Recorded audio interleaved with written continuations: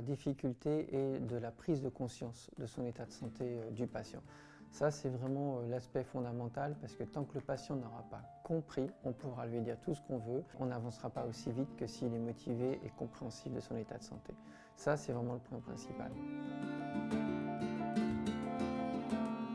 En las andadas de recuperando lo cierto es que en el infierno. La vie d'un patient qui est insuffisant cardiaque, ça dépend de son avancée, son stade dans son insuffisance cardiaque. Donc quand il est dans les premiers stades, il peut encore vivre comme tout le monde, mais il faut vraiment qu'il fasse attention à son hygiène de vie, ça c'est très important, et qu'il prenne régulièrement ses traitements, et qu'il sache se surveiller derrière.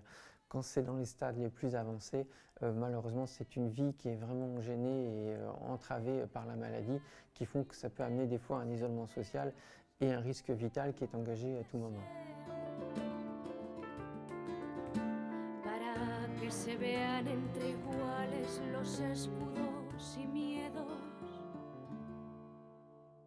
buscando el justo rencor. En suivant mes patients au quotidien, je me rendais bien compte aussi de l'utilité de travailler vraiment sur le régime de vie. C'est vraiment ce qui compte le plus par rapport aux gens atteints de pathologies cardiaques et qui font que ça se complique derrière. Effectivement, dans notre pratique professionnelle, on va renforcer nos connaissances et donc on va les remobiliser, remettre au goût du jour certaines choses qu'on avait peut-être oubliées.